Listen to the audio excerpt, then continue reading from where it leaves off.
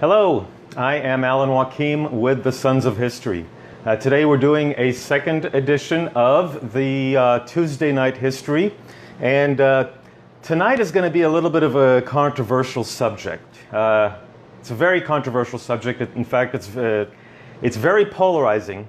It's so polarizing that we are not going to get into the political aspect of it or take sides.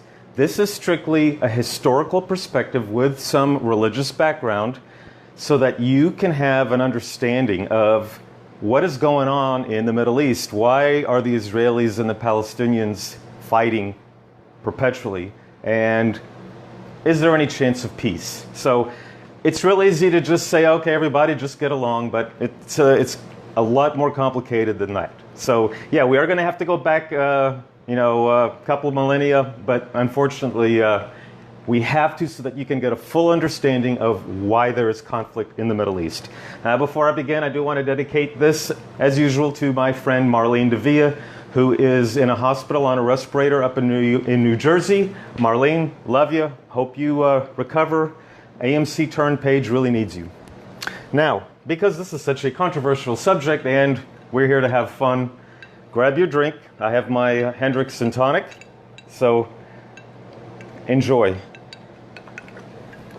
All right, so this is a map of Israel, Palestine, the partition of Palestine, which how everything kind of got started in the 20th century.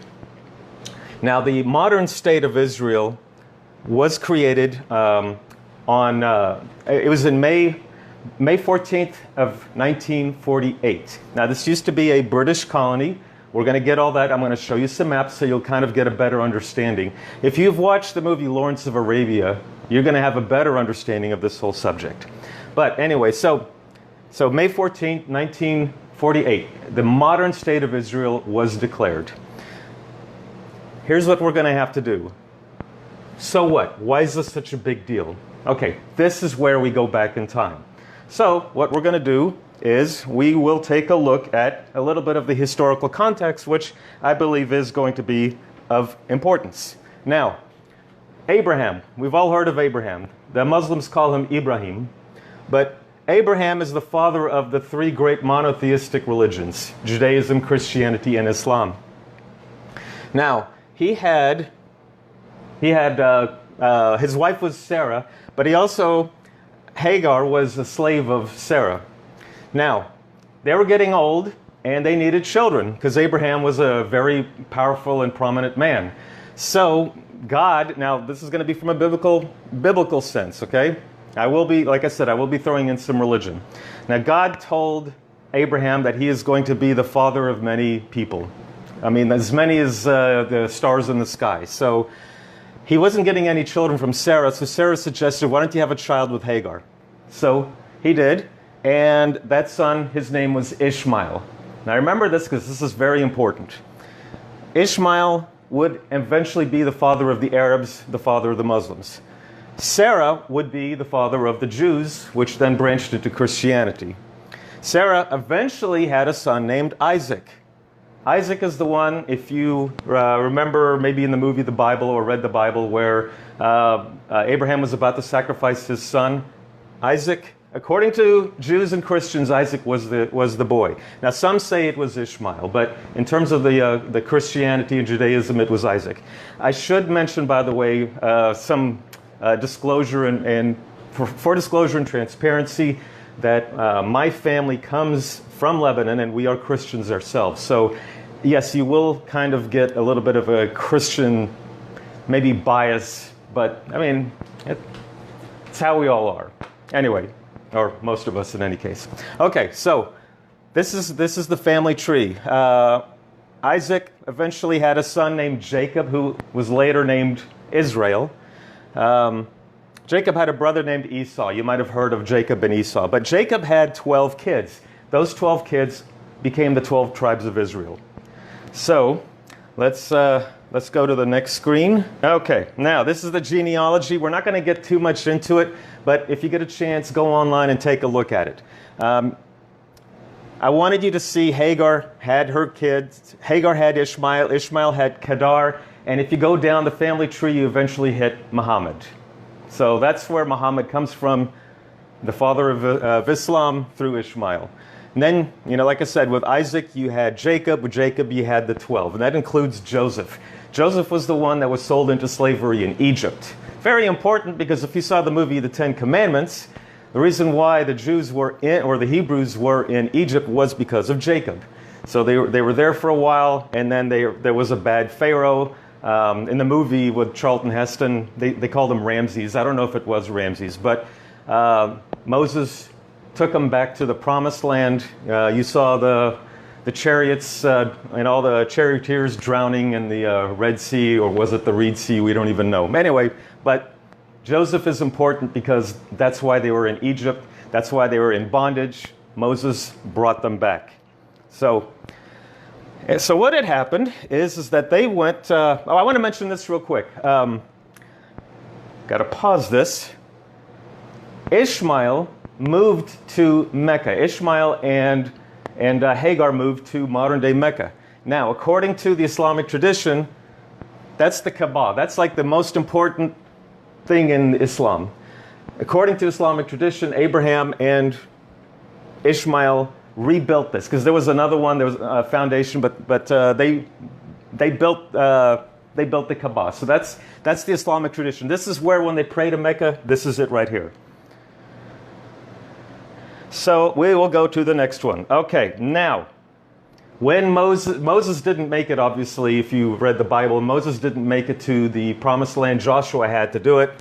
Now, these were the 12 tribes of Israel. You had Judah was like the big one over here, and they were spread out.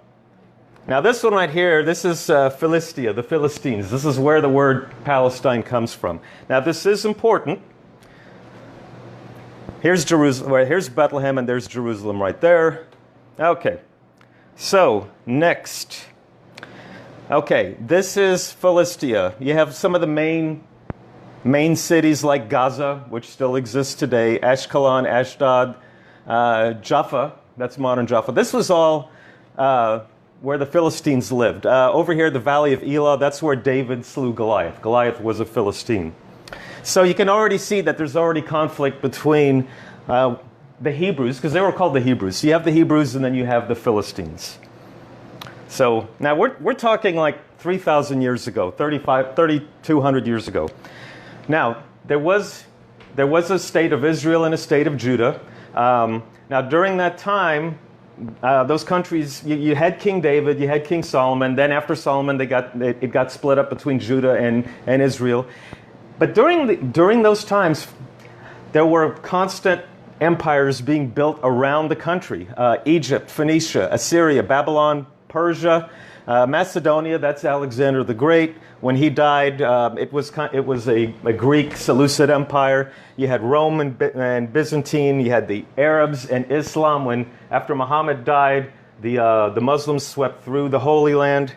Eventually, that was Muhammad died in 632, so it was like within that 100-year period.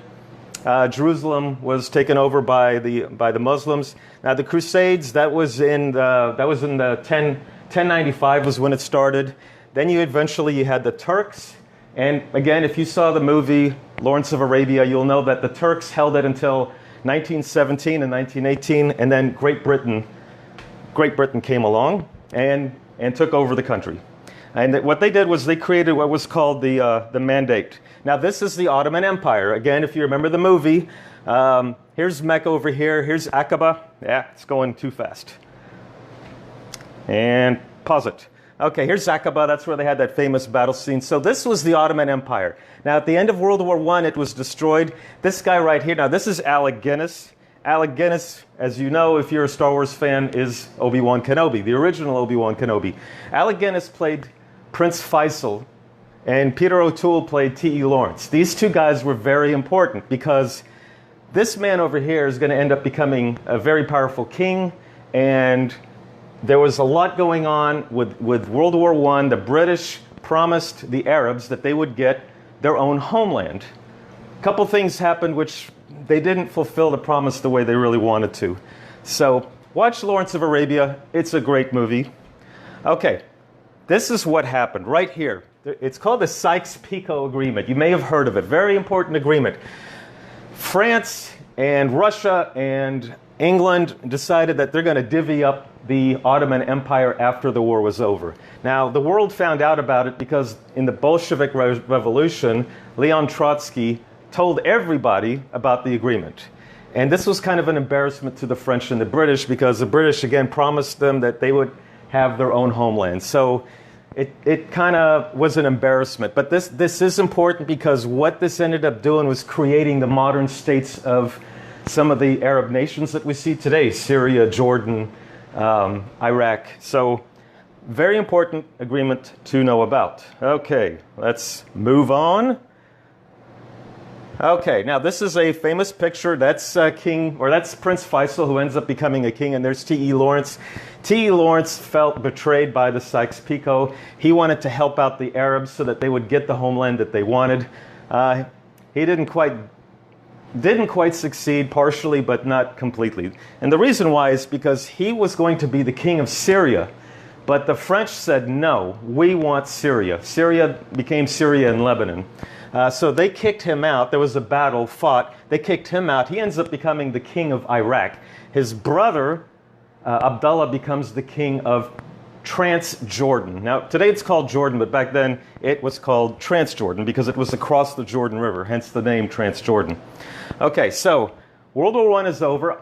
Germany, Austria-Hungary, Turkey, and Bulgaria surrender. Now, they're divvying up. This is a map right after the war was over. They're divvying it up. Mesopotamia, Iraq, you don't see the whole country, you just see part of it. This blue, that is the French mandate. There's Palestine, and that is Arabia. Now, it's Arabia at this point. It's not Saudi Arabia. There was a war that took place, a civil war that took place within the next few years. And this area over here, the Hejaz, is where, if you know King Hussein of Jordan, the one who died a few years back, and his son right now who runs Jordan, King Abdullah, this is where they're from, the Hejaz. The movie Lawrence of Arabia is about King Hussein's family. His grandfather was King Abdullah. His great uncle was King Faisal. Anyway, so this is kind of what the map looked like. And then we go to the next one. Okay, so now we see what the British got. This is the blue part. Okay, this is the blue part. That's the French. The British got Iraq, they got Transjordan, and they got Palestine. Now, with Palestine, what happened was that there was something called the Balfour Declaration.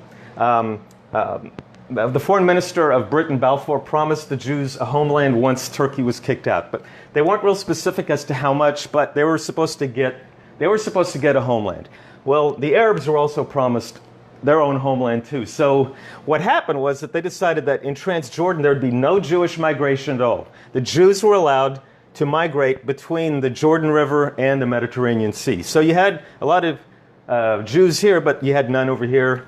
And again, here's Iraq. Now this is where Faisal took over, and this is where Abdullah took over. Abdullah being Faisal's brother, who was also King Hussein's King Hussein's grandfather. Hey, this is live TV, okay? You're going to get me messing up. All right, so let's go on to the next one. Okay, so this will kind of give you an idea. This is the British mandate. They had Palestine and you had Transjordan. And we go to the next one. Again, this is where the Jews were able to migrate, not over here. Syria was a French mandate. Now, when the Jews started coming in, now there had always been Jews and Arabs, and in terms of Arabs, we're talking Christians, Muslims. There's even a sect called the Druze, D-R-U-Z-E.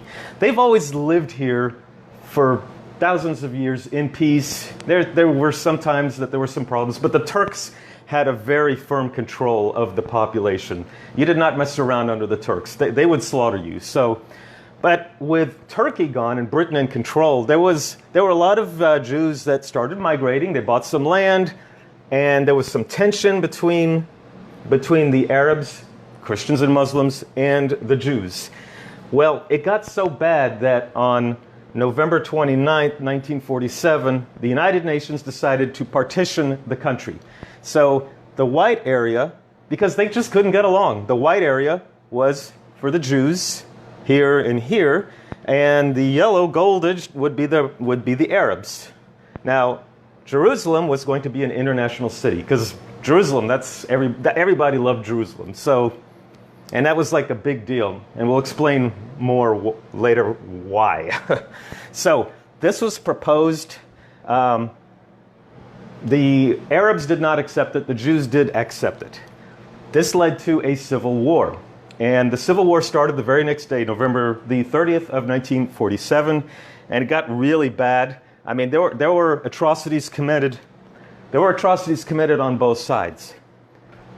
Eventually, the Jews were the winners, and they took over. Now, like I said, we're not going to get into the politics of it. Read the history. I'm here to tell you the history of it. The Jews were able to capture all this area. Now, this is known as the West Bank, and this is the Gaza Strip. This is where it was proposed that they would have, but this is what they ended up with. What ended up happening after that is on May the 14th of 1948, that's when Israel declared their independence. Well, immediately what ended up happening is you had about 7 Arab states invaded. Lebanon, Syria, at the time it was Transjordan, Egypt, Saudi Arabia, Yemen, and Iraq. And I hope I'm getting them all. I'm pretty sure that's all of them. So they all invaded. There was a lot of fighting, but this is how it ended up right there. The ceasefire line, 1949. So when you hear people say the 1967 borders, this is what they're talking about. Because this is the border that existed from 49 to 67. So, now there had been a couple of wars. There was a 1956 Sinai War, but that's insignificant to this unless you're an Egyptian, Brit, or French. But we won't talk about that. But anyway, so this is what the border looked like. Transjordan became Jordan. It became an independent country. King Abdullah, he eventually was assassinated, and King Hussein became the king. So here's Israel, here's the West Bank. Well, the West Bank was annexed by Jordan, and the Gaza Strip was not annexed, but it was administered by the Egyptians. So now there had always been tensions. None of the countries recognized the state of Israel. So now, fast forward to 1967. The Egyptian president, his name was Nasser. He wanted to unify all the Arabs. Now Jordan, you had King Hussein was ruling at that time. Egypt and Syria, at one point, they did become a unified country, but then they separated. It was called the United Arab Republic. But Nasser had to look like he was a tough guy. My understanding from many of the things that I had read, and I've tried to read on both sides because it is disputed, Nasser didn't want to look weak. He had to talk tough to Israel. Now, he did threaten Israel. He did say that, we're going to destroy the country, drive the Jews into the sea. Words were said. That's going to be up to you. You read your own history and you decide whether he said those things. He did say those things, but whether he really wanted to go to war and crush the state, there's a lot of history on both sides of that. But in any case, Nasser did say that he was going to destroy Israel. There was a the United Nations had a buffer zone. He told the UN buffer zone to get out, all the UN troops to get out. Israel, on June the 5th of 1967, didn't wait. They launched an offensive. It was called the SixDay War.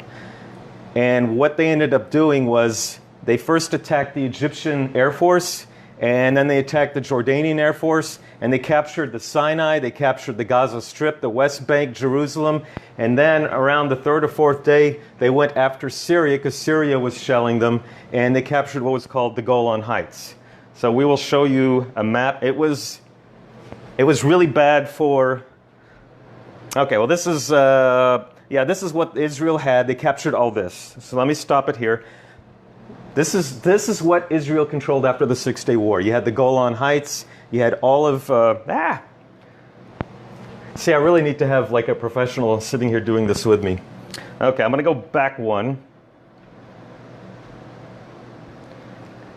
One more. Okay, and we pause it. Okay, so this is what, again, the Israelis captured all the way to the Suez Canal. So they had all this territory, which was, I mean, the Sinai alone is twice the size of what Israel was. So they held on to this. There was another war in 1973 where Egypt and Syria tried to recapture the Golan Heights and the Suez Canal. It was called the Yom Kippur War. It was launched on Yom Kippur, which is Israel's holiest day. Anyway, so fast forward. There were moments that there could have been peace. Now, here's the Golan Heights. Now, Israel just annexed this. Now, well, actually, they annexed it in the 80s, but it has just been recognized by the United States. Now, there were times when there could have been peace. Right here, you have this is in 1979. You have Jimmy Carter, Israeli Prime Minister Menachem Begin, and this is Anwar Sadat, who by then was president. Nasser had died in 1970, I believe. So Anwar Sadat was the president. He dies on the anniversary of the Yom Kippur War in 1981. Anyway, they had a peace agreement, and Israel promised to withdraw from the Sinai, which they did. Now, they still held the Gaza Strip, but the Sinai was given back to Egypt in exchange for peace. There was more peace to come in the future. In this one over here, this is during the Oslo Accords. You have President Bill Clinton. You have the Yasser Arafat, who he ran the Palestine Liberation Organization, but he was then, by this time, the president of the Palestine Authority. And then this is Yitzhak Rabin, who was the Israeli prime minister. So a lot of agreements. Read up on the Oslo Agreement. It looked like there might be peace, but unfortunately, with the peace that was made with Yasser Arafat, a new group, or at least a group named Hamas, became a lot more renowned. Hamas and Islamic Jihad and the Al-Aqsa Brigade, or Al-Aqsa Martyrs Brigade. Anyway, these groups didn't want to have anything to do with the PLO at this point, so more fighting erupted. So we really thought that there would be peace at this time, but sound familiar? Peace at that time. Now, why is there not peace in Israel? I'm going to tell you why. Or Israel, Palestine, and whatever you want to call it. It has to do with Jerusalem. This area right here, this is a map of the old city is over here. You can see like the Jewish quarter. But this right here is known as the Temple Mount. If you want to know why it's going to be extremely difficult to ever have peace in the Middle East, this is it right here. I'm hoping that the next picture, beautiful. Okay, now, a lot of things happened right here. Let me have my drink. I need a little bit of gin here. Okay, this is the Dome of the Rock, and that's the Al-Aqsa Mosque. This is where Herod's Temple used to be. This is where Solomon built his temple. It was destroyed in the 500s, and then it was rebuilt. And then King Herod, the one who tried to kill Jesus Christ supposedly in 4 BC, there's a picture of the temple. But this is where the Temple Mount was. This is where Jesus smashed the tables and all that. It happened right here. Now, this is also renowned for the Jews, because right here is where Abraham, according to Judaism, this is where Abraham was about to sacrifice Isaac. This is also important for the Muslims because, according to Islamic tradition, Muhammad took a night journey from, I believe, either Mecca or Medina, came here, and then he went up into heaven and visited with, they call him Allah, and supposedly he ran into Jesus while he was up there. That's according to the Islamic tradition. Now, over here is the famous Western Wall, the Wailing Wall, where you see all those guys standing like this and they're praying. That's what's left of the Herod's Temple. This is why it's almost impossible for there to be peace, because everybody wants this real estate. This piece of real estate right here. This is, for Israel, the Jews, their holiest site right here.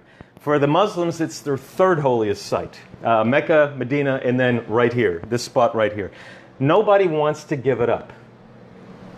Now, you could have a big border right here, but then what are you going to do with the Western Wall? This is why there's going to have to be, if there's either going to have to be peace with compromise, or there's just going to be continuous war, or there's going to be some kind of genocide where one side wipes out the other. Those are really the three options. I hope peace is what ends up happening, but we don't know. Okay, this is Herod's Temple. This is where Jesus came in, and this is like the holiest thing for the Jews. But this is also where Jesus said, I will destroy the temple in 3 days and rebuild it. This is what they thought he was talking about, this temple, but Jesus was talking about himself. But yeah, this is the famous Jewish temple. On this very spot is the Dome of the Rock and the Al-Aqsa Mosque. You can see why nobody wants to give up Jerusalem. Okay, let's go to the next screen. Okay, now, there have been a lot of... this is a map from the United Nations on the Oslo peace agreements. Over time, the Jews, Israel, does not want to give up much of the West Bank because this is really a hilly area. And for them, they always felt that it would be a military disadvantage if they gave it up. So both sides are now, they can't come to an agreement because this is the 1967 border, 49 to 67. So the Palestinians want it all back. But Israel is saying, no, you're going to get this area because they want they want these areas here, and they want to build. They've been building some settlements. So this is an obstacle for peace right here. This is it right here. The Israelis say this belongs to them. The Arabs, the Palestinians say this belongs to them. It's like two men fighting for the same woman. So there's Jerusalem right there, by the way. Okay, now, with the way things are going, Gaza, Hamas controls Gaza, and this is the Palestinian Authority. These green areas are where currently the Palestinian Authority has control. So the rest of it, the white is where, and including the Golan Heights, the white area is what Israel controls. So I hope this will kind of give you a better understanding of why they can never come to peace. Again, I'm not here to say who's the good guy and who's the bad guy. But I do want to say this. If you're a big Star Trek fan, we're all the same in God's eyes. Granted, not, one person has black on one side and white on the other. But look, we're all the same. And I really don't think God's going to, be that pissy about who owns what land. If we all love God, we should all just, honor him and not fight over it. If you saw this episode of Star Trek, you know what happens. I won't give it away, but it's not a good ending for these two. They just could not get along. They were at war with each other for 50,000 years. All right, so peace, salam. If you look at the word Jerusalem, it's Jerusalem. If you look at Jerusalem also, you'll see USA in the middle. So I do want to wish all of y'all peace, salam, and shalom. These are the same words, by the way. I do also want to mention a couple of books that you might want to use or look at that you might find interesting. This isn't the only sources. There are a lot of sources, but let me grab them. All right. Now, these are a couple. Okay, if you want to read, this is by author named Horani. It's called The History of the Arab People. Is that showing well? Okay, History of the Arab People. Good book. A guy named Kinross. It's about the Ottoman Empire. Now, these are Folio Society books. I like Folio Society. If you want to read about what happened in when the Romans destroyed Israel, and that was in 70 AD. If you ever saw the movie about Masada, the Hebrews, the Jews, they had their homeland.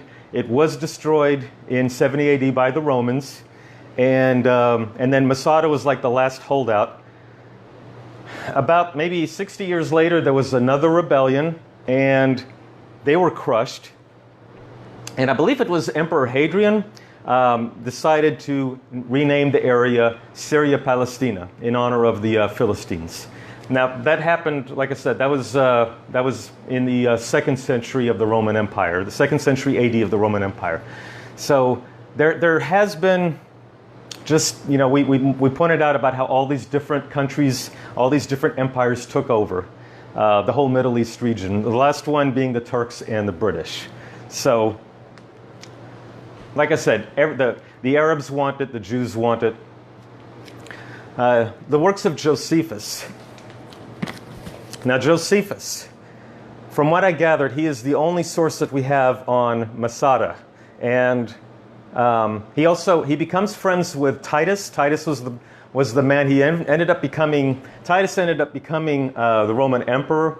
But at the time, his father was the emperor, and Titus was the one who destroyed Jerusalem. Well, Titus and Josephus became friends, and then Josephus became a Roman citizen, moved to Rome, and wrote a lot of books about the ancient Jews. Let's see. Now, this is one book by Chaim Herzog, The Arab-Israeli Wars. This is from the Israeli perspective, obviously. There's also a book by Fromkin called A Peace to End All Peace. I have it somewhere, but I can't find it. Paris, 1919. This is a great book to show you how the European powers really screwed up. They could have created a peaceful Middle East, but they didn't. Am I in right now? But they didn't. This is a good book to read, so you'll know why the European powers, God help them, but they screwed up bad. And their idiocy led to the Second World War. Okay, I think I covered everything. Every Tuesday, we're going to be doing this, 9 o'clock Central Time, 10 o'clock Eastern Time. I hope you enjoyed it. If you have any questions, you should see on the Sons of History where you can just comment, and I'll try to get to you. I hope you enjoyed this, and come back. I do want to make sure that I do not have any other slides. I think that's the last one.